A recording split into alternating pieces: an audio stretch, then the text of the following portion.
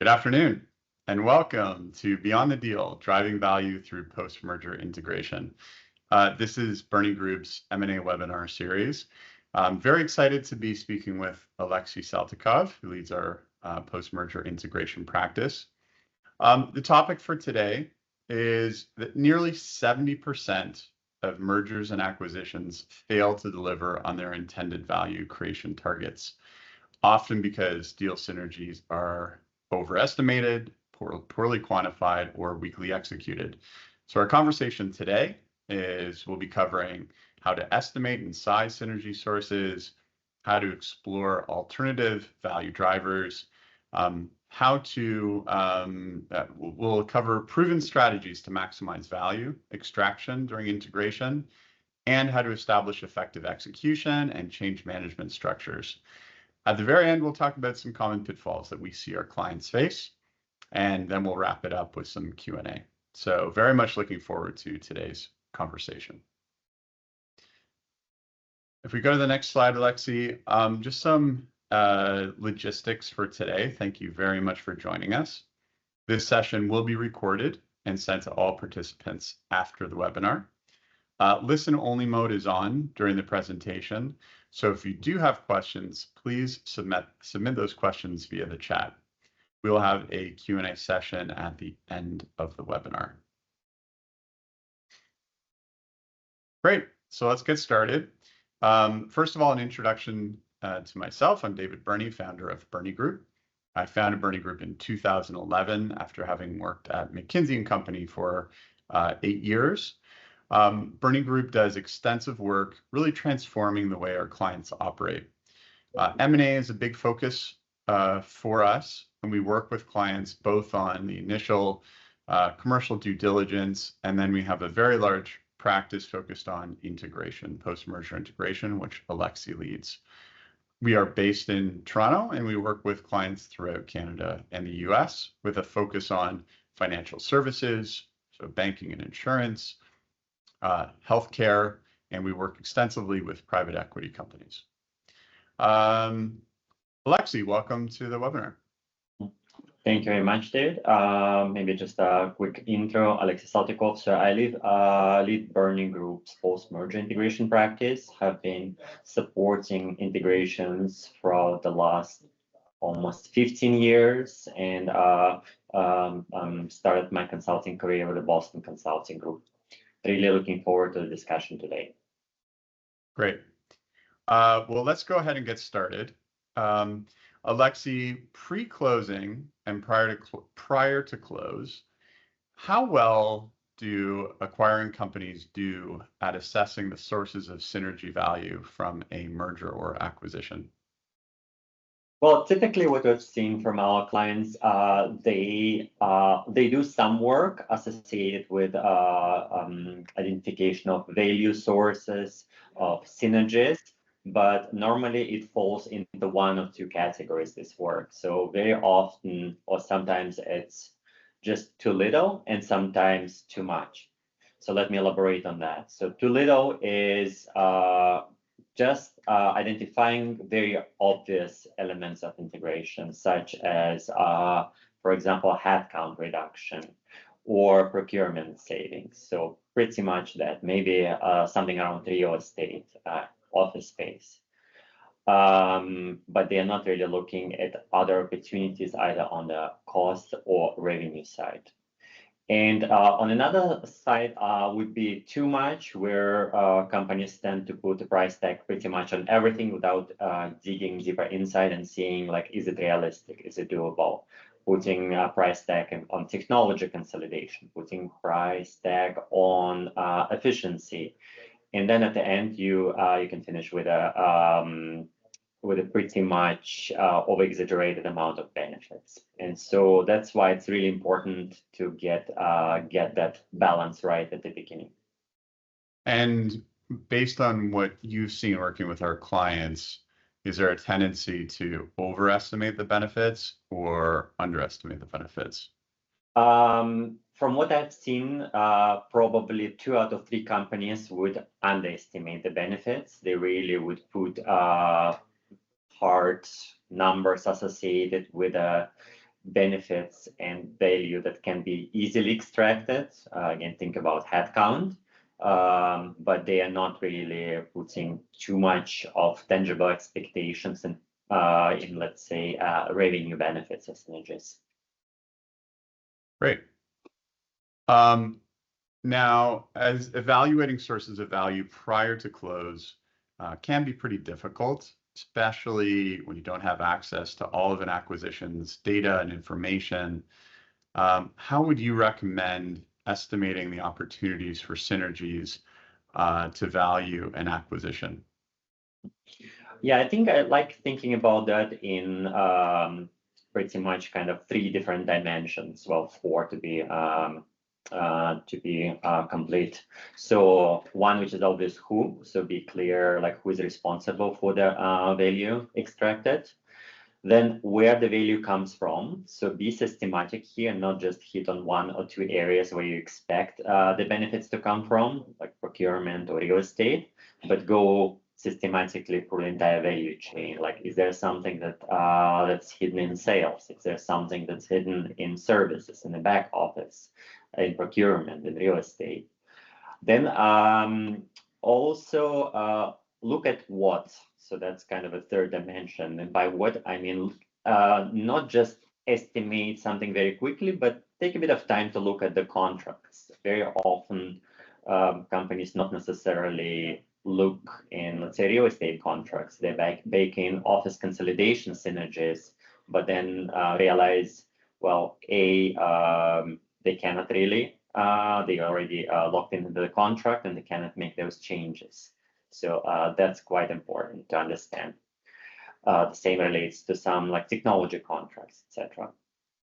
And the 4th one is when. So when can you realistically realize the benefits?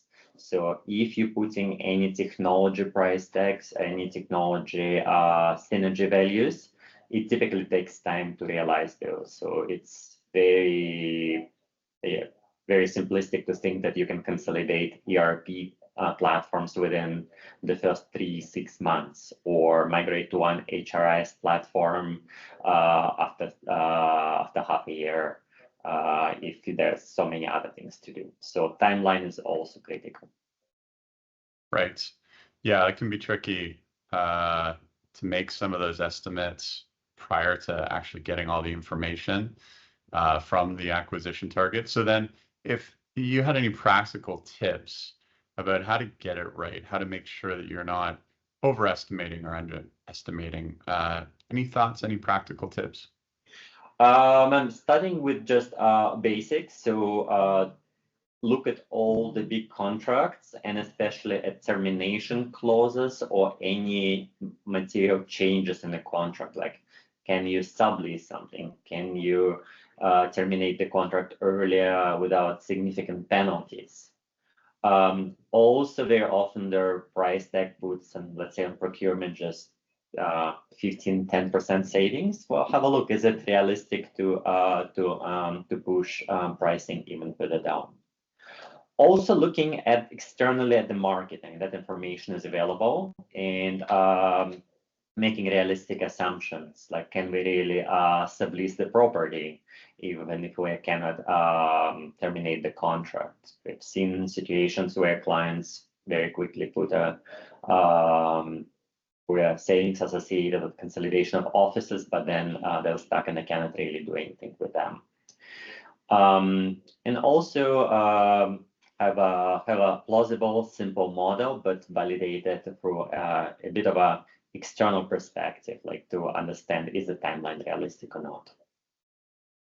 Okay. Great.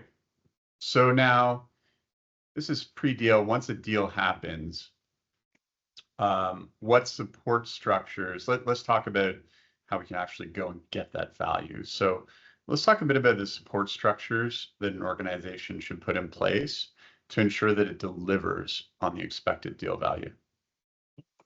Yeah, it's a great question, David, because I'll see many organizations not necessarily getting that piece right, and then trying to put some of those parts later down the road. So I would say there are 6 main elements that our organization should put in place to extract value. So the first one is to have a central integration team or office to ensure that there's one view, one oversight over the value extraction and capture. The second one is top-down communication. So it's important to communicate that CEO communicates throughout entire executive team what's expected of the team in terms of value to be delivered and synergies, and its details, like what's the timing, what's the amount, etc. Third piece is the centralized tracking and capture of value. So that's something that needs to be captured in one format throughout all the work streams, and it should be comparable. Fourth piece in my mind is the compensation alignment. So what's really helpful to associate delivery of value with a compensation within leaders contracts. And then you can really play with it and encourage them over deliver. So another one is ongoing reporting. So it puts a little bit of healthy pressure on the executive team to make sure that they're delivering, and also a bit of a healthy competition to show that they are doing the integration work within their areas. And the last one, which is very often, I don't want to stress how often is forgotten, is change management. So without proper change management, the delivery is almost impossible. People will not support the initiative, and the delivery of synergies will be delayed. Okay, those are 6 juicy topics to dive into. So let's start with the central integration team. So an integration management office. Let's talk about what are the keys to success for the IMO. So there are a few things here. So first of all, it should be a team that has access to all the information materials, very well connected within the organization. And it should be a dedicated team. Very often companies trying to execute integration bit of that with existing resources on a side of the table, and that's not necessarily what we see working well. It's a full-time job, and you need to have experienced people who went through that process and holding a pen on integration. The second piece is the clear integration plan, and it's important to acknowledge at the beginning we don't know all the details, but the precision of the plan should become better and better from the integration. Very often also that this team supporting change management, because that team has a view across all the transformation integration initiatives. So that's another piece that should be sitting with that team. Okay, and I've seen this IMO be super critical in really driving the organization. How do you think about within the integration management office? How do you think about each of the different functions within an organization? How should they be represented within that IMO? Well, I think if I'm thinking about role by role in IMO, so as a minimum, you have one of the executives which leads IMO. You want to have somebody who is looking kind of on the project management level across all the initiatives and supports teams with integration planning. It's helpful to have an analytical function which crunches for the data, which may also own the value capture model. So that's all about the numbers. And then change management is another piece that makes sense to put within IMO as well for all the integration. So maybe a dedicated resource for that. So that's for me a core IMO. And then after that, IMO typically works with a number of different work streams as you need to kind of drive integration across each single function. And if one of the multiple work streams do not have any resources to support them, so then IMO can also provide dedicated support to those work streams. So in particular, we see that a lot of complex integration is around technology. And so having a resource which is dedicated to technology topics and helping to think through the integration within the IT technology area is very helpful. Okay, great. So you've got you've got an IMO team in place, you've got representatives from leadership. The second topic that you mentioned was top-down communication. So let's talk a little bit about the types of communication that you've seen with an organization. Yeah, so communication is critical within every single integration, and there are many different types of communication. If we're thinking about value creation in particular, communication from the CEO is extremely important towards key leaders, because that should first clearly show the path forward.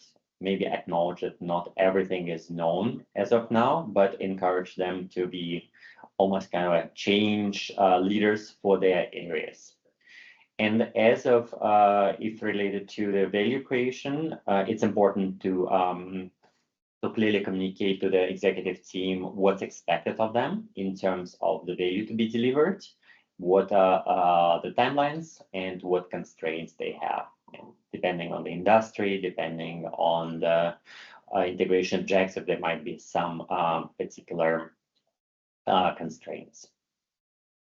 And have you seen any interesting helpful forms of communication, newsletters, town halls, that type of thing? Yeah, so I think most integration which really we see succeeding, you really need to think through different channels, how you hit different stakeholders for different channels.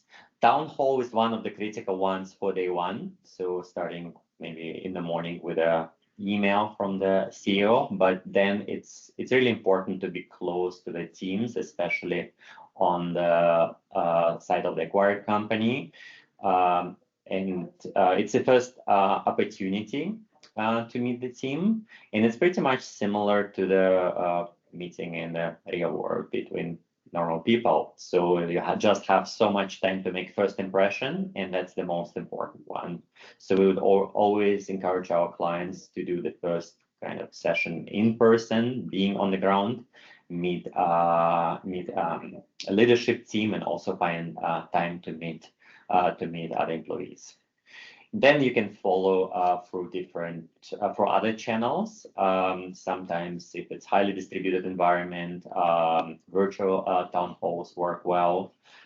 Sometimes it can be a call with all the employees, and digital channels are a better option for those who are not there, just to follow up and share some topics such as FAQs, guidelines.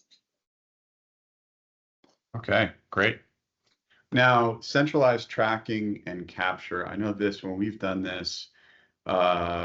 integrations over the past couple of decades, this is just so key in ensuring that you're really understanding what those synergy targets are, that you're tracking against them.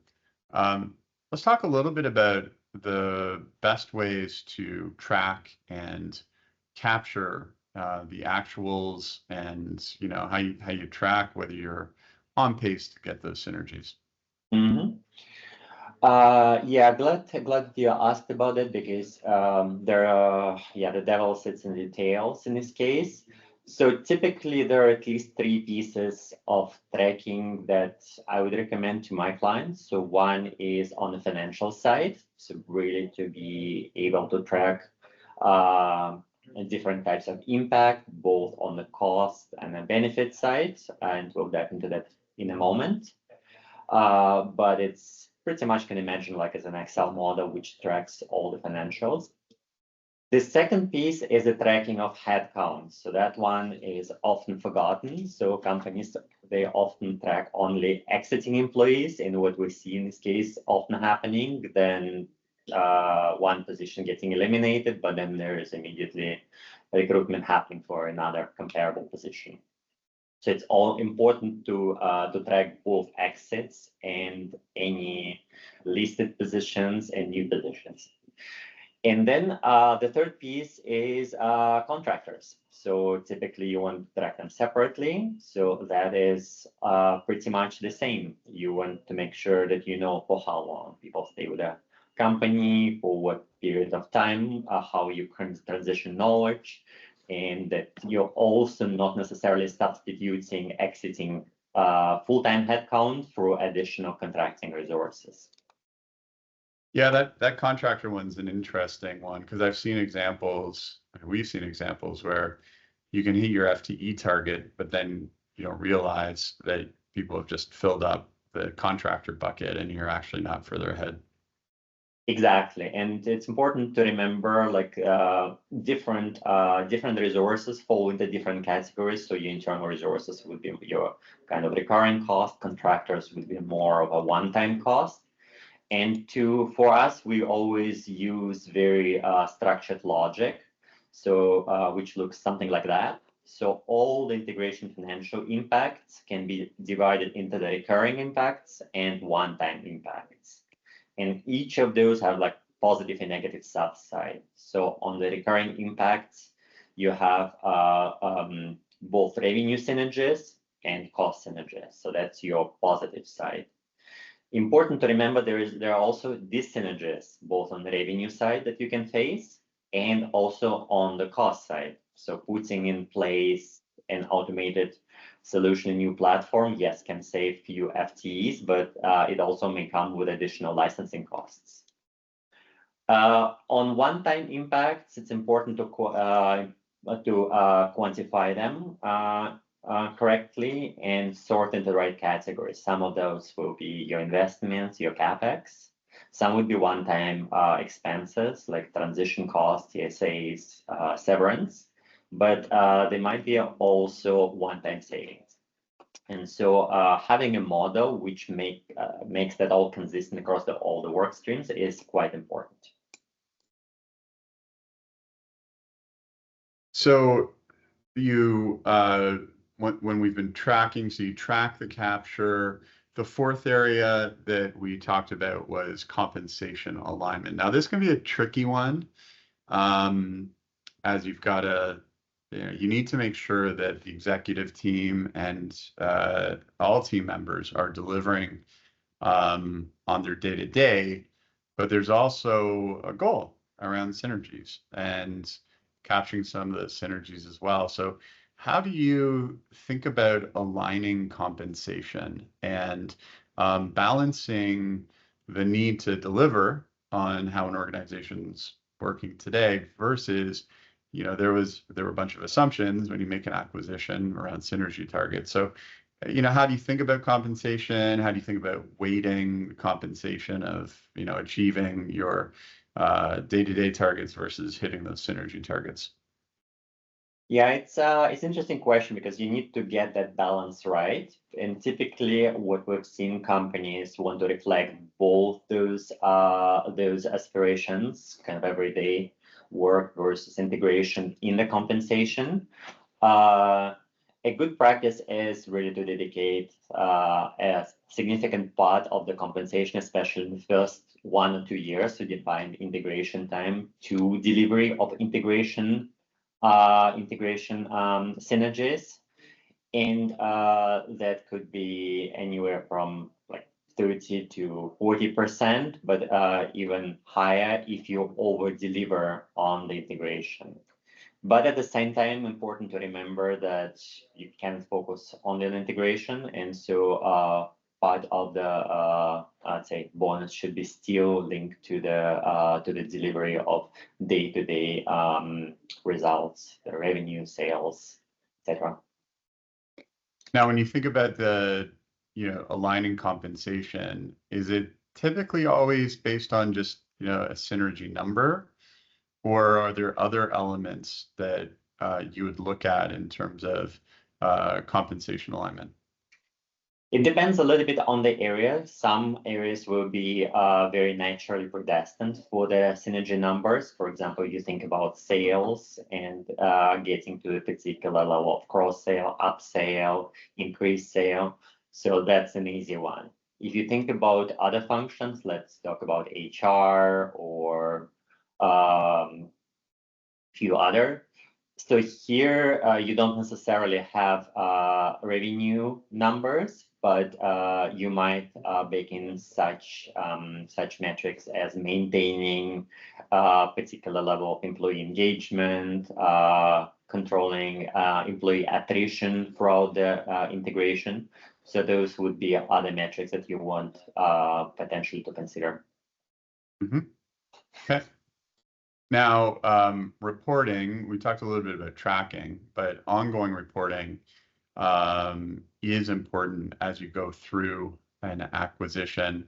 What are some successful ways that you've seen ongoing reporting take place? Yeah, maybe a couple of tips here. First, it should be, first of all, it should be very regular, because once things not happening on a regular basis, things tend to slip off. So you really need to stay laser focused on the target number and see how every work stream, every executive progressing towards that number. Second, it should be visual. So typically people really don't want to invest too much time digging in details and trying to understand why numbers are like the way they are. So we always try to make it easy, for example, for our clients. The third point is should be easy producible by the team, because you need to do it on the ongoing basis. So something like using fancy systems and something that's really takes weeks and weeks to complete is not going to work for integration. The pace is typically much faster. And proper categorization is quite important, because we notice sometimes people tend to mix up internal cost, external cost. You need to be crystal clear on where the benefits and costs are falling into. And then obviously alignment on the currency. Sometimes we had a client who is tracking some revenue in USD, some in Canadian. And also handling of tax should be consistent across everything. So it should be visual, regular, and easy to execute. Great. And final area that you raised was around change management. And this is a particular focus for us when we're doing integrations. I know that, so many transformations and so many acquisitions fail because of the challenges related to change. It's difficult to do things differently. It's difficult to absorb different systems, different processes if you've been doing something a certain way for the past 5-10 years. So what are some thoughts that you have about change management? How do you manage change management in an effective integration? And what are some of the critical aspects of change management that you think every organization should focus on? So maybe just starting with number of companies we've seen doing wrong, and it's unfortunately it's a very frequent mistake. So only few companies really put a lot of emphasis on change management as a part of integration. I often seen that topic being a part of the HR department. It's pretty separate from reality, and it's not extremely impactful. Whereas change management, in my mind, is one of the pivotal topics within integration. It's crucial, and without doing that right, most of integrations will fail. You need to think from change management from two perspectives. So you don't manage change right, people are unhappy, they're leaving, you leave, you lose your best players. So employee engagement goes down, and then it's things not getting done, you have extra cost to substitute the position, to recruit again, etc. Also, if change management not done properly, then all the initiatives which drive value will take much longer or will fail. So you're pretty much not able to deliver without it. So now the second part of your loaded question, like how you would do that. So you need to look at it from the central perspective. And what change management is actually tricky in integration because it's not one change that you have to manage. You have to manage a number of different transformation initiatives, integration initiatives, and each of them is associated with change. So as minimum, you need a dedicated role for that. You need a very close link to the few teams, such as communication, training, L&D, HR. So a very well function from our perspective, interdisciplinary teams that attack change in a very systematic way. And you need a clear change management plan for every single initiative that hits your employees, because people really are in the state of uncertainty when they go through integration, and you really need to help them. Okay. Yeah, I know that some organizations we've worked with have really invested in the change management, from having full-time senior leadership focused on change management through to change management directors and managers, and just exclusively focused on change management. So I think those and typically I would say those organizations that do emphasize change management and really focus on it are the ones that I've seen are most successful. It's when you have to do it off the side of your desk, that's where I see the change management really doesn't happen like you'd want it to. Exactly. And what people don't realize when managing change, there are almost two views of that. So there's one view of what employees will see. So employee-facing perspective, employee-facing plan, but also a lot of stuff happens in the background, really crafting out the messages, coaching leaders up front, discussing what the communication narrative should be, how you bundle trainings. A lot of the change management happens in the background. And I like always saying, like, the perfection is an enemy of good in most cases, but within the change management, you actually need really to think through every detail, because you only once have an opportunity to kind of hit people with the right message, and correcting the message after that is really very costly. Great. Now we're going to move on to our next topic shortly, which is around finding additional sources of value. But before we do, and just wrapping up this integration focus, are there any practical tips outside of what we've already discussed that that you'd recommend to those who are going through an integration?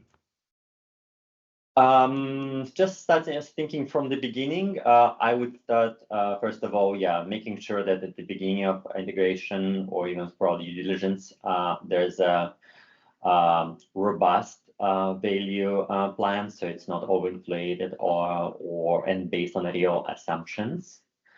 Almost every integration is linked to organizational redesign, and so here it needs to happen relatively fast. I don't know how many organizations I've seen that went through the death by 1,000 cuts, making adjustments here, there, but that just brings more uncertainty into the organization, and what we've seen working well.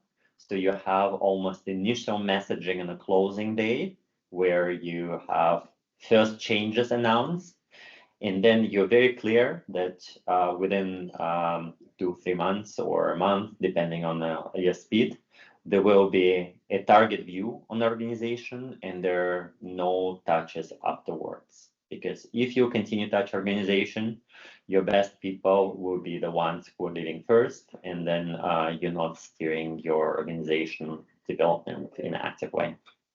Yeah, Alexia, I would just emphasize that point that we've seen, I think, executives who the spirit is like to make the right decisions and they don't want to rush it, but especially around people. But the implication is that the longer you wait and the more time you take, it's just a period of uncertainty, and people find that really difficult to operate in. So the best answer is to, measure twice and cut once, like do your work to figure out what the right target organizational structure is, but then get there quickly, and so that you can just move on with the new team. Yeah, and I think in other topics, the whole topic of speed for me extends to the entire integration. The integration should happen in a limited period of time, so you cannot stretch it for many years, and so you need to maintain the pace and momentum. So then integration happens. Just getting stuck in integration projects for years would mean the integration will not be as successful as planned. So they need a reasonable speed of integration, and also the right people leading it. Great.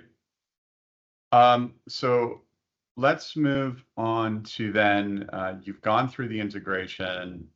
So the deal's finalized, you're in the process of integration. You then have access to complete information about the acquired company. You also have access to its people. You're going in, you're talking to them, you're learning about the acquired company. You really understand how that company works. So then you can go back and you can take a look at those initial assumptions and think about what other opportunities for value creation are there. So once you've gone through, you've been within the you've been in the integrated organization for a few months, so you've really understood what's the both organizations. What are ways that you've seen to expand value capture and go back and rethink other opportunities to drive value in the combined organization? Yeah, thank you, Dave.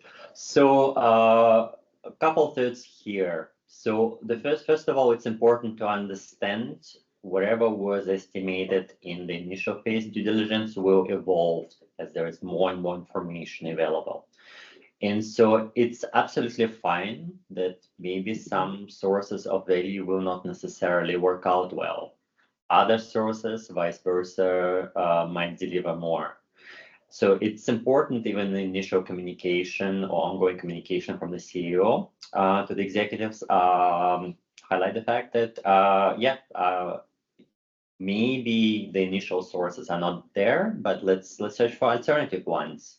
And luckily, there are a number of them in organizations. So if I'm thinking about the cost side of synergies, so typically like splitting it kind of in 6 different categories. So people, technology, process, real estate, contracts, and other. So people is typically not getting forgotten. So headcount is the first topic companies think when integrating, sometimes way too much. Then real estate is typically addressed relatively quickly, and contracts in terms of vendor contracts and negotiation of terms, change in payment terms, etc.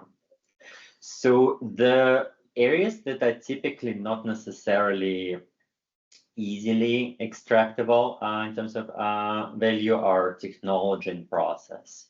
So consolidation of applications, optimization of platforms. So that is a heavier undertaking, requires some work or significant work.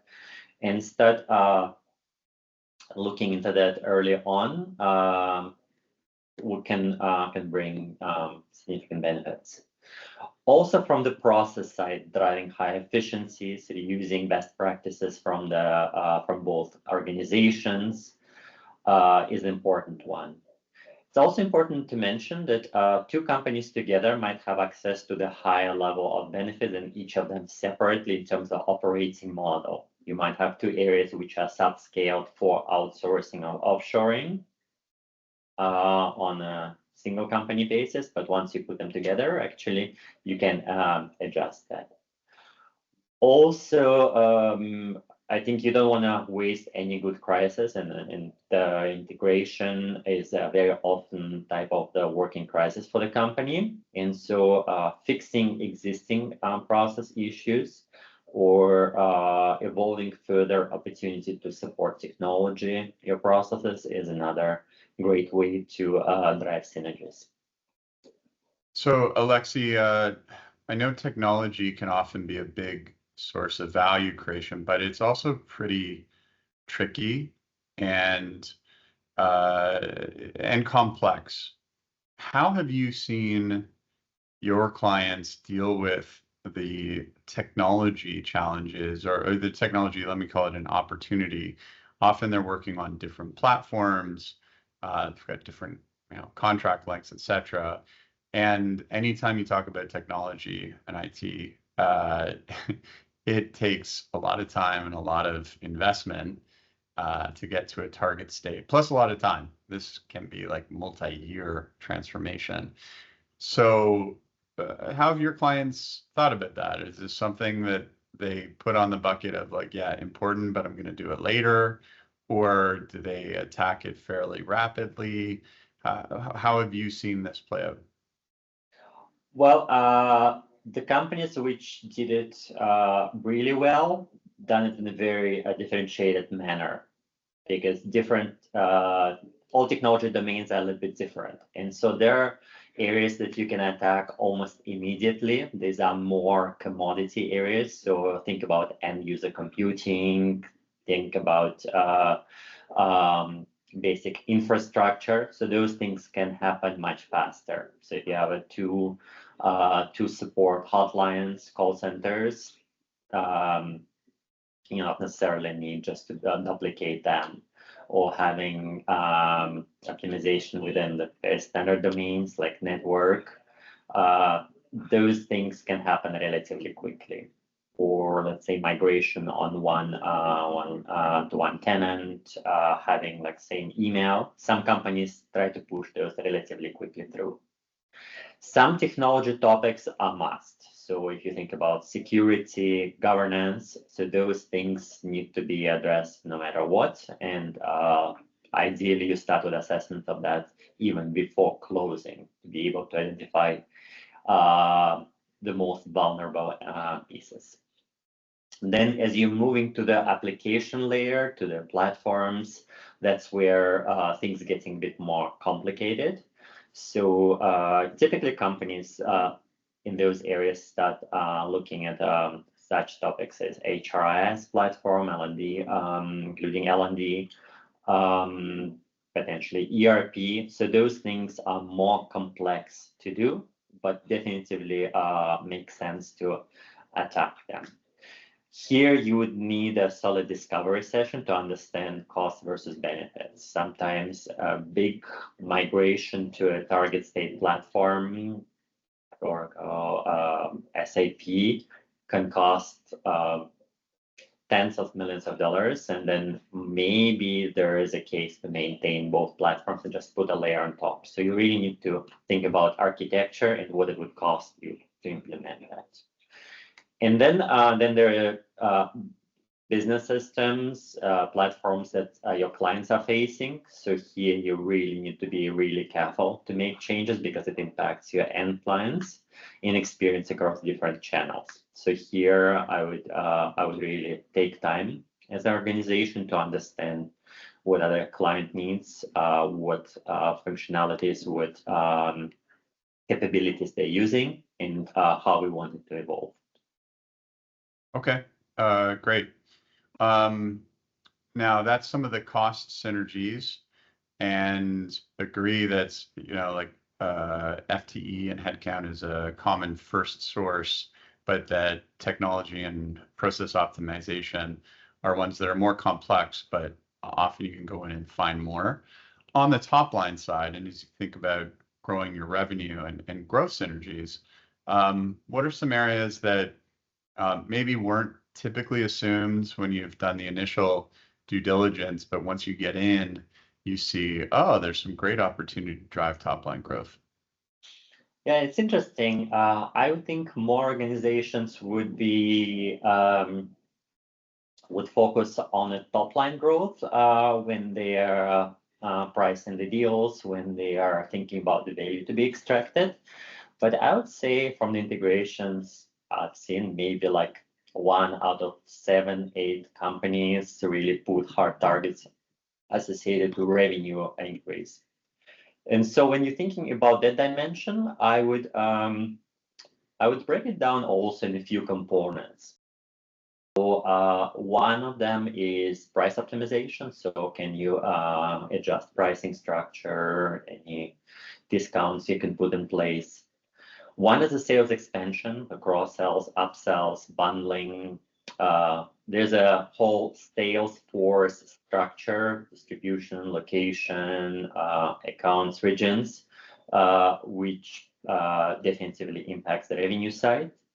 There's a channel optimization, and for me, that's optimization of existing channels, but also seeing are you able to use the new channels well? If you're acquired an organization which has a great web presence and very strong online platform, can you leverage their SEO, their lead capture to drive cross-sell across both organizations?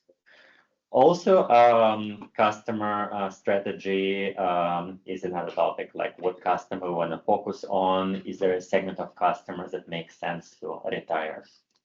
Plus everything around markets from branding, marketing assets, etc.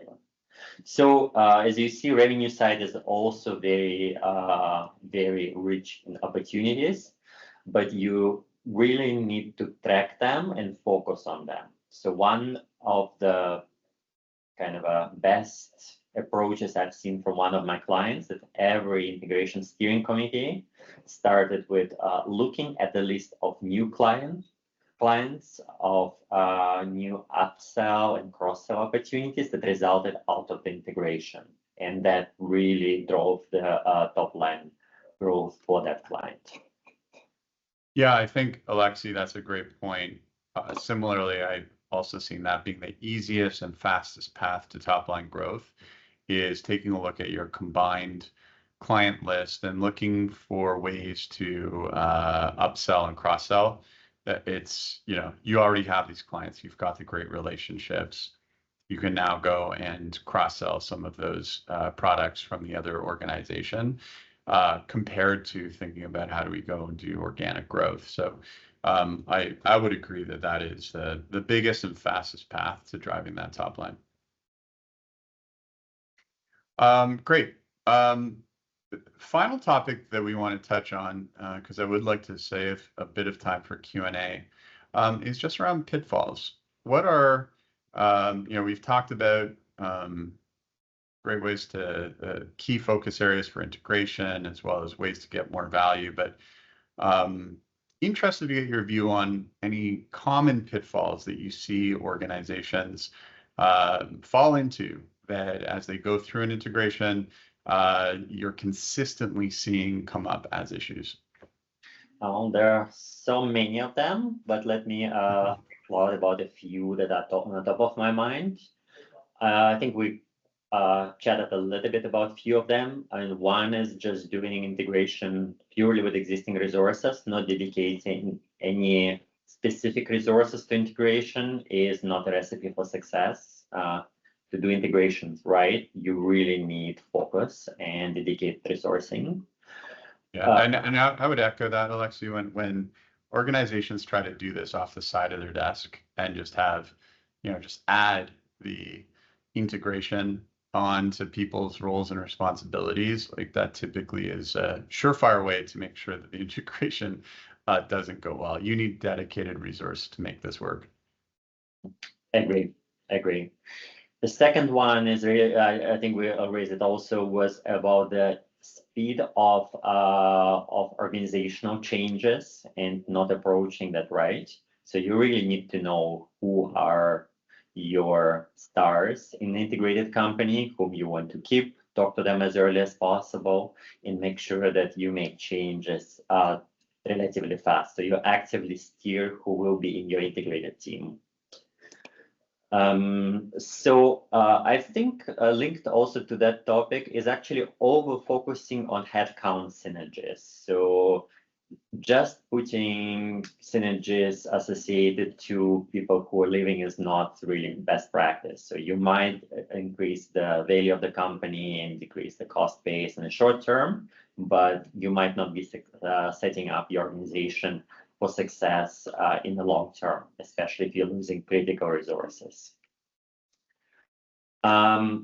I think another mistake is allowing executive team to find excuses why things cannot be done. So there are always challenges in the integration, but really focusing on solutioning and how value can be delivered, as opposed to finding excuses why it cannot be, is another trap that organization can fall in there. Like, things can become complex with an integration, but there are also ways to deal with the complexity.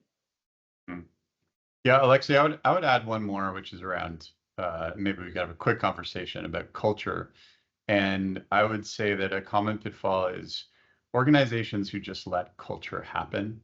They're not thoughtful and prescriptive about the target state culture that they want. They just let things happen and let culture unfold as it will. And so I've been quite impressed with some of the clients we've worked with who really focus on, well, what do we want our culture to be? And then actively put in plans and tactics to move to that desired culture. Totally agree. So I think culture is one of those topics that can both create value in organization and can destroy value. So if it's a toxic organization, the best people again will be leaving, and the organization will start with an underperforming team. Integration represents a huge challenge from the cultural perspective, since both organizations very often come with their own cultures, which might not necessarily be a good fit. It could be a big company versus entrepreneurial small company culture. But sometimes there are also geography-driven differences. Like, we worked for an organization that had both European roots, but also acquired organization in North American space, and Europeans, Germans in this case, work sometimes a bit differently than North Americans, and then focusing on every single detail instead of, for example, driving things forward on the bigger items. So really thinking through the cultural aspects, how you want the integrated culture look like, and also how you make it tangible for your people, is extremely important. Great. Alexei, we have time for one question that came up, which is, how do you think about managing key person and top talent risk at the acquired organization? That's from Phil. Thanks, Phil. So managing top talent in acquired organizations. So what I've seen working really well, trying to identify that talent even before the closing, and trying to have a discussion with that talent up front. Try to paint them the picture and build for them career path and motivation even before the closing is announced. Obviously, that comes with a couple of constraints, because deals can be different. They could be friendly mergers. They could be hostile takeovers, so you can have limited access to people. But let's take fairly neutral, friendly case.